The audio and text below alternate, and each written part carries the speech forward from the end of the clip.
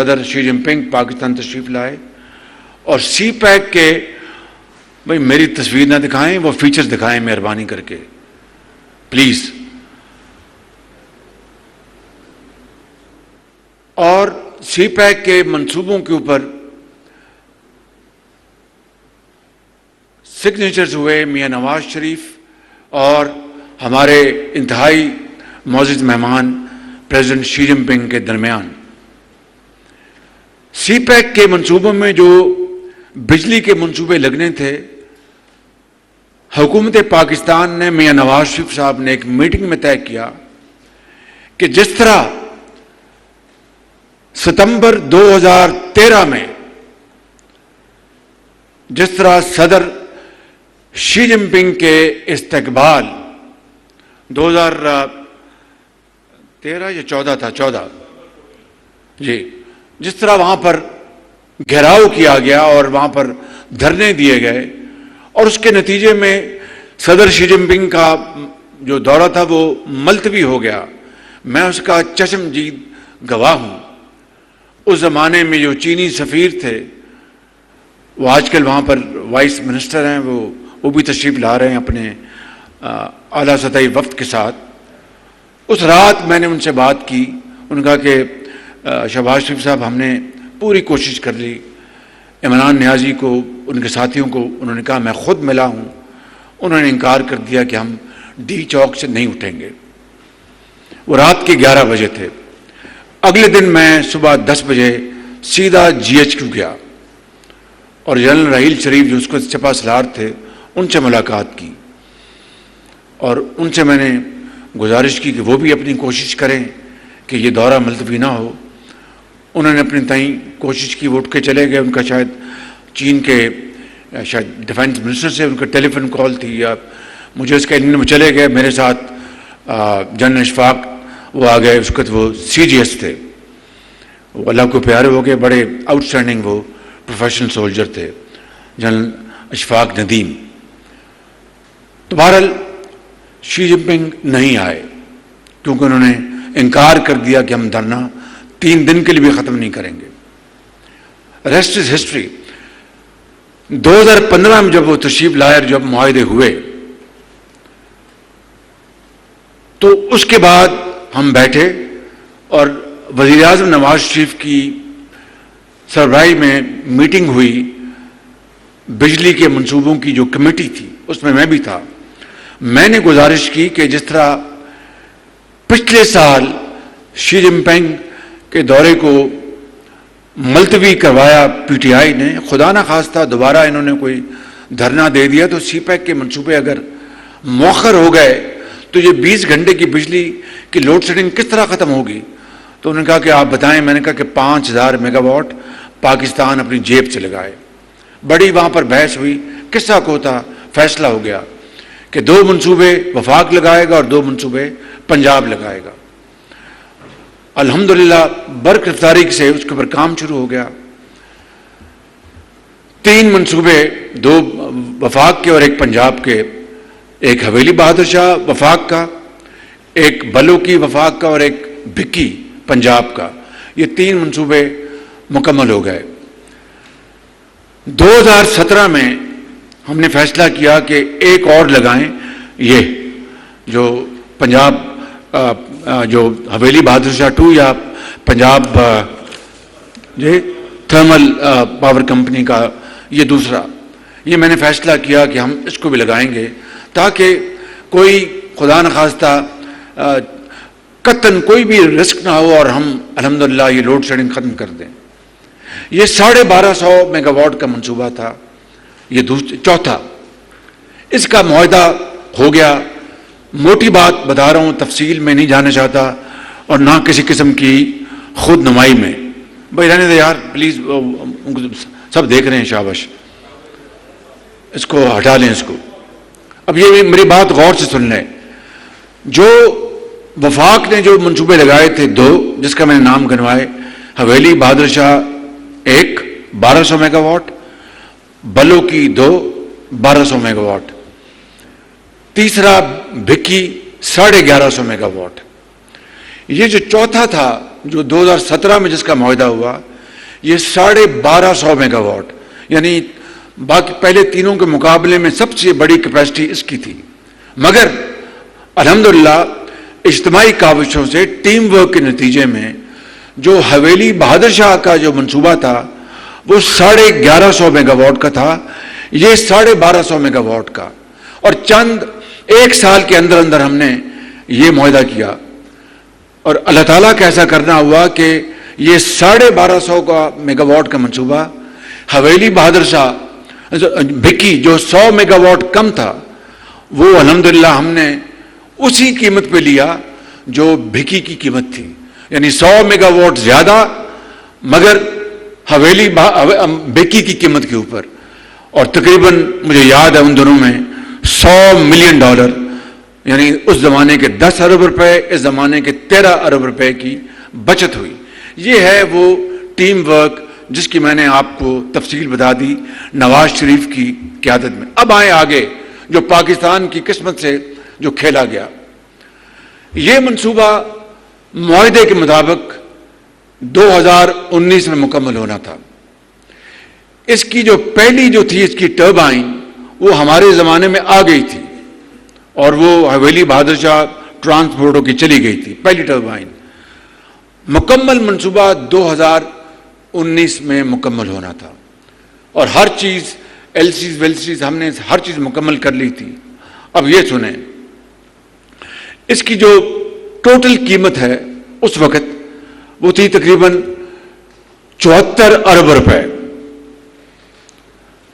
اس کے اوپر فالتو 77 ارب لگے ہیں.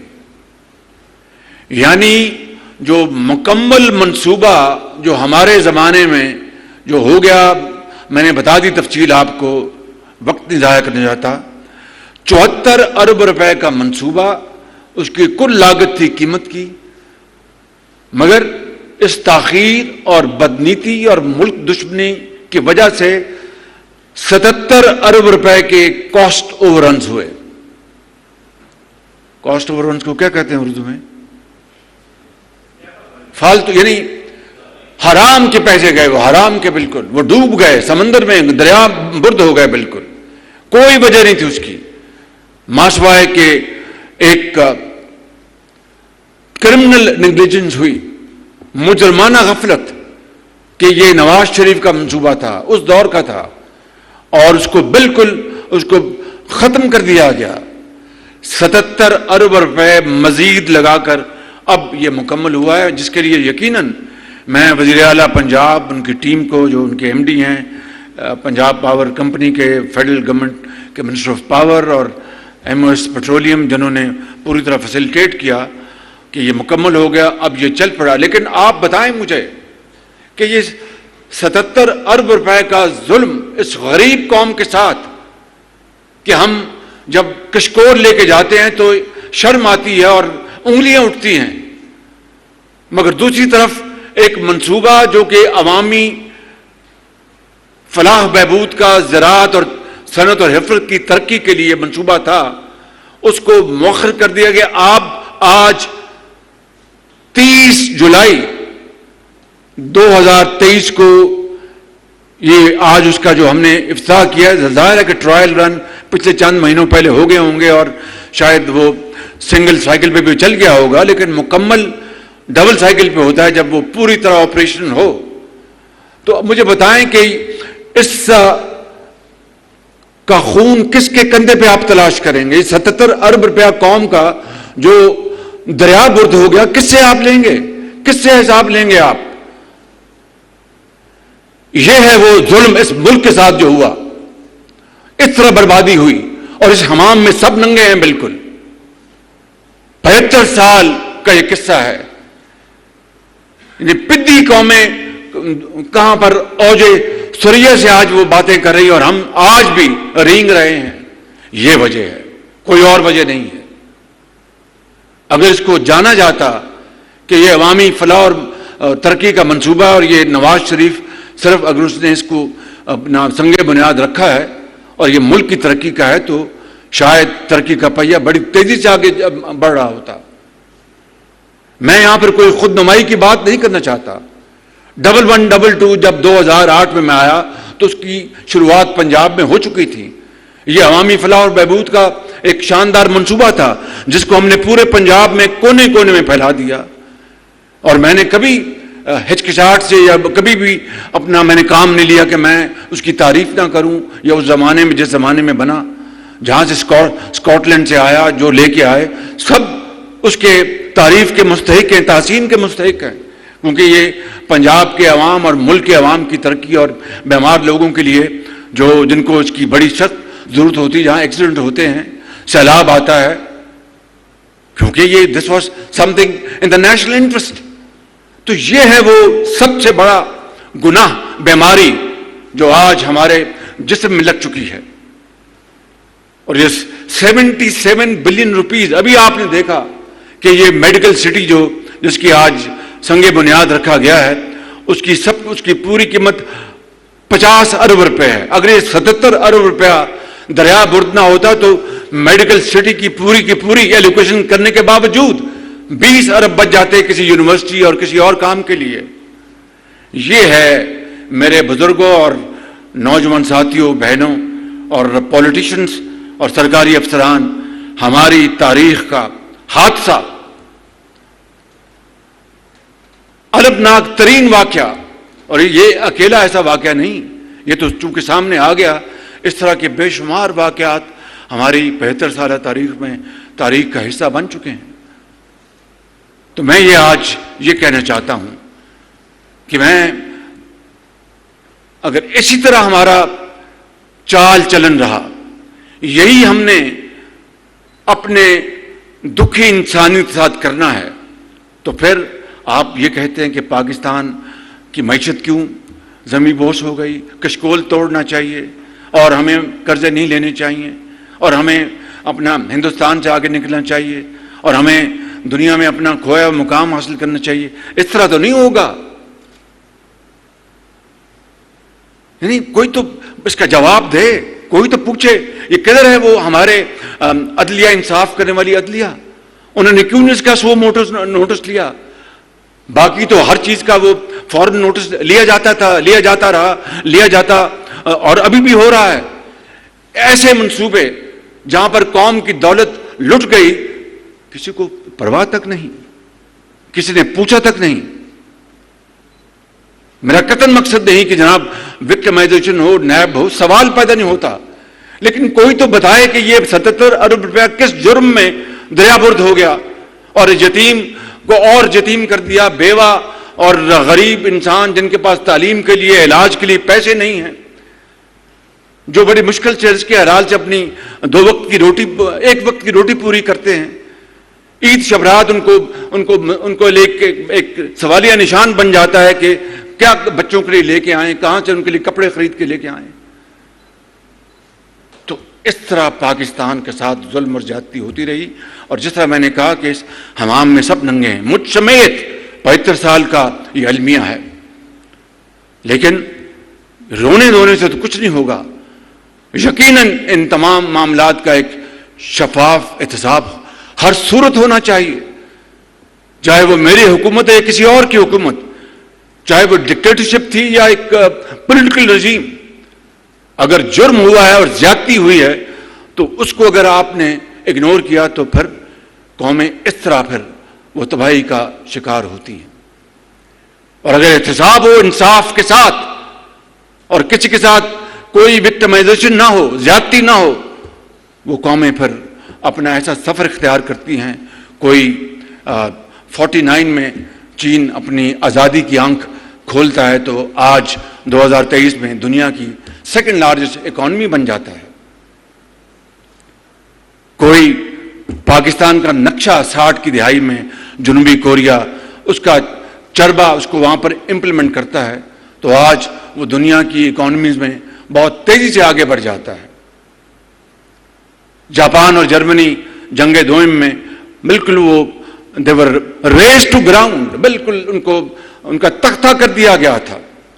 کروڑوں لوگ لقمہ اجل بن گئے, انہوں نے ہمت نہیں ہاری, انہوں نے 60 سال میں وہ دوبارہ اونٹ کے واپس دنیا میں آئے. آج جاپان اور جرمنی دنیا کے 3رے اور 4تھے لارجسٹ اکانومیز ہیں یا چوتھے یا پانچویں. یہ کوئی جادو نہیں ہے, کوئی چھو منتر نہیں ہے. یہ ہے کمٹمنٹ, ایک لگن, شوق اور تعمیر اور ترقی کے سفر کو عبور کرنے کے لیے جان اور جوکھوں پر لگا کر پوری ہمت کے ساتھ سفر طے کرتی ہیں قومیں, اور قومیں بن جاتی ہیں. تو اس لیے میں نے شروع میں کہا تھا کہ مجھے ان منصوبوں کی سنگ بنیاد رکھ کر خوشی بھی ہوئی, مگر اس منصوبے نے بے پناہ تکلیف دی بطور ایک پاکستانی کے, سیاستدان کے, ایک پاکستانی کے, کہ کس طرح اچھے منصوبوں کو تباہ کر دیا گیا اور قومیں تباہ ہو گئیں. میرے بزرگوں, بھائیوں اور نوجوان ساتھی اور بہنوں, میں یہی آج عرض کرنا چاہتا ہوں کہ آئیں ہم ہمت باندھیں. رونے دھونے سے کام نہیں چلے گا, ماضی میں جھانکنے سے کام نہیں چلے گا. آئیں کمر باندھیں, ماضی سے سبق سیکھیں اور پاکستان کو عظیم بنائیں کہ اسی میں ہماری, وگرنہ آنے والی نسلیں ہمیں معاف نہیں کریں گی, نہ عوامی عدالت نہ خدا کی عدالت, مجھے اس پہ کوئی شک نہیں.